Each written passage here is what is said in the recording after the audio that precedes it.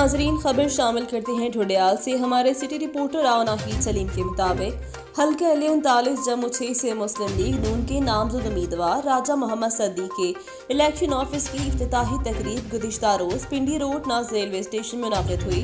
राजा मोहम्मद सद्दीक का election office पहुंचने पर मास्टर मोहब्बत नज़ीर, सेक्रेटरी मिर्जा मोहम्मद अशरफ और उनके वोटर सपोर्टरों ने उनका भरपूर इस्तकबाल किया। इन पर फूलों की पत्तियां निछावर की गईं।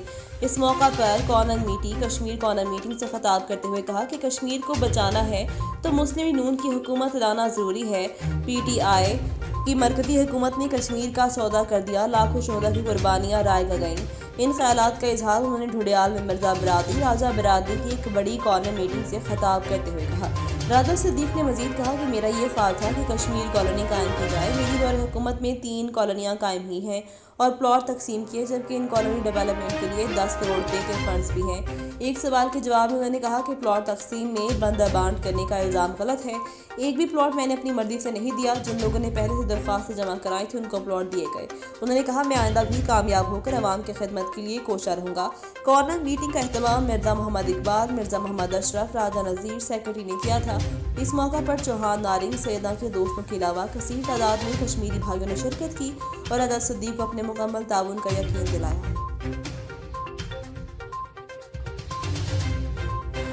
और सैयदा की हुकूमत जो हमें अदाब की शक्ल में आपको नाज़िल है, इसको लाया गया है।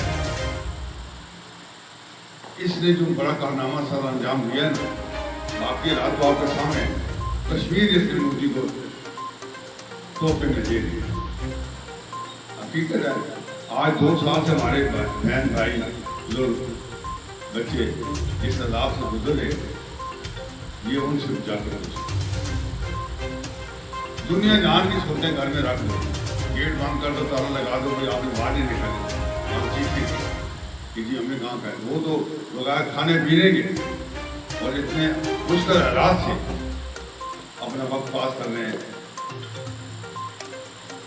ना दवाइयाँ हैं, ना बच्चों के खाने के लिए कुछ चीज दूध है, ना स्कूल जाते हैं, ना कारोबार है, ना इसलिए महफूज है, ना जवान है।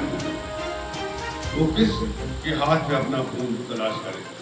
इस जालिम ने तो अपने एजेंडे के तहत, जिस तरह इसने पहला दौरा किया अमेरिका का, तो ट्रंप ने इसे सालसी के लिए कहा।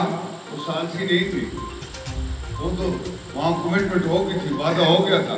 तो आपने कश्मीर मोदी को कह दिया था आप कब्जा करें, हम बस हल्का फुल्का शोर शराबा करेंगे, पूरा वादा कहेंगे, आप इत्मीनान से काम करने अपना और कब्जा करें। और वही है ना, आज तक उनका 2 साल से कब्जा है। ये कहते हैं जी कि आज़ाद कश्मीर पर हमला करोगे तो हम देखेंगे, पाकिस्तान पे हमला करोगे तो देखेंगे। और जालिमों को जो पाकिस्तान के नाम पर अपनी हमारी माएँ बहनें किससे बता रही हैं, जवान भाइयों के सामने, बाप के सामने उसकी बच्ची के साथ जो खेल हो रहा है, जिसको बर्दाश्त कर सकते हैं। हज़ारों मसाले मौजूद हैं, मगर उनका जीना मरना पाकिस्तान है। आखिर वो किसको कसूरवार ठहराएंगे?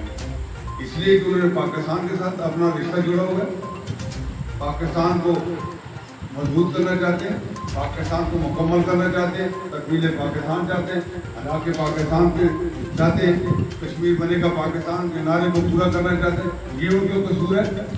जब शहीद होते हैं तो वो कहते हैं हमें पाकिस्तान के परचम में दफन, वो हमसे बढ़ के पाकिस्तानी है। और हम उनके साथ क्या सलूक कर रहे हैं? हम उन मजलूमों की आवाज भी नहीं उठा रहे। हम क्यों उठाएं?